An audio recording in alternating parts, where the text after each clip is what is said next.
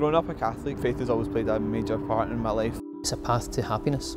I think it does give life meaning. The biggest benefit of having faith in God is having the relationship with God that gives you a lot of peace about the world. What's important is to emphasise that faith is about a personal friendship with God.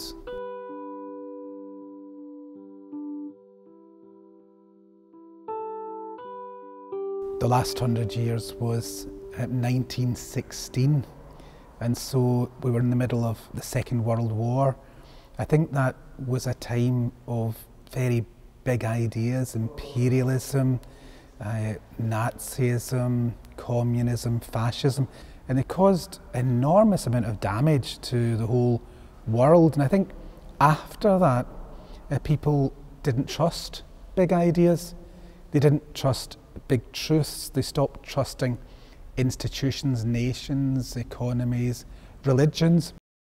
The practice rate has certainly fallen drastically. I think certainly 100 years ago and the time in between, practicing the faith would have been something that was part of everyday life. You know, people would have done it as part of their family. I expected, really, I suppose, that people would have that dimension of their life of going to church, being part of a church community, but that's all fallen away massively. So yeah, it's been a massive change.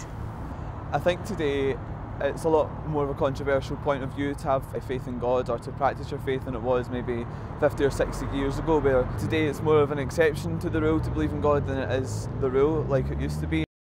We were children of 60s parents, and so I think probably in relation to the generation of the 60s and to your generation, we're probably the in-betweeners. A lot of our lives when I was 18 was still conformity. There's still a lot that we conform to. There's still a lot of religious conformity, but things are changing. I think faith in God gives people a bit of purpose. Nowadays I think a lot of people can lose sight of what's important in life and get involved in so many different things, and really the thing that can ground someone and keep them focused on what's important is a faith in God and trying to live out that faith in God. Faith typically is passed on with close friends and relatives. It's like that. I mean, I know a few cases of people who've been away from their faith, thought it was worthless and meaningless, and then gradually started to see, well, no, I've turned my back on something that's actually quite important. So yeah, there's people like that existing, and there's more initiatives now, I suppose, for young people where you're starting to see that more, that young people are coming across a friend who takes their faith seriously and gets them involved in a particular group. I think it's important for me to have faith and to practice my faith because it gives life meaning, that you're not just part of a race to the top. It also gives you a sense of community and a sense that you're not just here for yourself, you're here as part of a family, I feel like. For me, having faith in God, I would say, I think it's given me the truth of myself and of this crazy world. It's also given me a sense of freedom. The biggest benefit in having a faith in God is the relationship that you get from that faith. It gives them a basis in their life to really ask what it is they want to do, how they can help society, how they can reach out to their neighbour, who their neighbour is.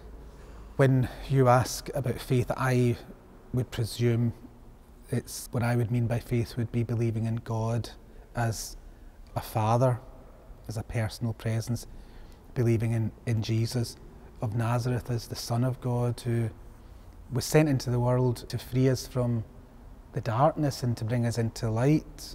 So why do I think those things are important? First of all, I think they're true. Young people want to know the truth. What's real and what's not real.